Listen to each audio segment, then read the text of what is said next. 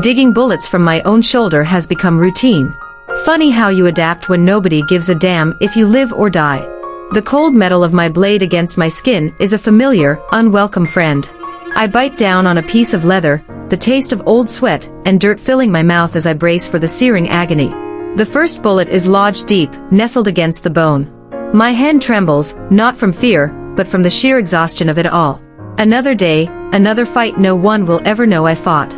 Another wound I have to patch up in the dark, alone. A tear escapes, hot and traitorous, tracing a clean path through the grime on my cheek. I hate crying. It feels weak, a luxury I can't afford. But sometimes, in the suffocating silence of this cellar, the loneliness is a physical weight, pressing down on my chest until I can't breathe. I yank the blade, and the silver slug pops out with a wet, sickening sound, landing on the dusty floor. 1 down. 2 to go. I am an orphan. A stray left on the pack's border as a baby. Disposable. The warriors raised me, sure, but they taught me to fight, not to feel. They fed me, but never offered the warmth of a family. My life is a repeating cycle of violence and solitude.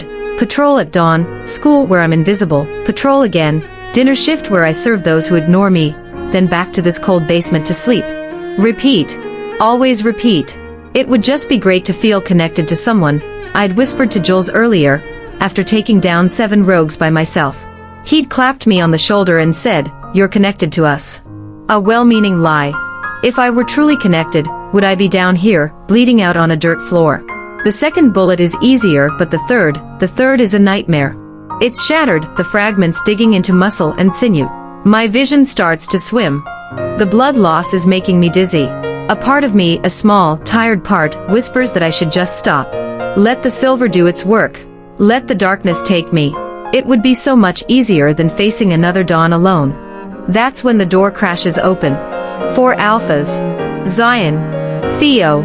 The future of our pack. Their faces are masks of fury. They probably smelled my blood on their precious territory, and came to scold me for being messy. Where were you? Zion demands, his voice a low growl. The hunters. He stops. His eyes, and the eyes of the others, fall to the scene before them. Me, half-naked, covered in blood and sweat. The crude, self-administered surgery. The glinting silver bullets on the floor next to a pool of my own blood. My torn shirt doesn't just show the fresh, gaping holes, it reveals the tapestry of old scars. The faded white lines, the puckered skin from countless bites, claw marks, and blade wounds. A lifetime of silent battles etched into my flesh. The anger in their eyes melts away, replaced by something I've never seen directed at me before. Shock. Confusion. And then, a gut-wrenching, horrified understanding. Theo drops to his knees, his breath catching in his throat. Holy shit, he whispers, his gaze fixed on a particularly nasty scar that runs from my collarbone to my hip. How long have you been fighting our battles alone? The question hangs in the air, heavy and damning. But just as I think they might finally see me, a new scent cuts through the stench of blood and antiseptic. Vanilla and blueberries. A scent so divine it makes my weary soul ache with a longing I didn't know existed. It's a fated pull, a destiny I never thought I'd have. And it's coming from them. All 4 of them. They are my mates. The very men who have stood by and watched me suffer in silence.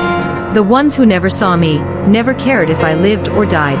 And now, destiny has played the cruelest joke of all. It has bound me to them, just as they are finally witnessing the full extent of my solitary agony. How can a bond be forged from a foundation of such profound neglect and pain? Can they ever heal the wounds they never even knew they were inflicting?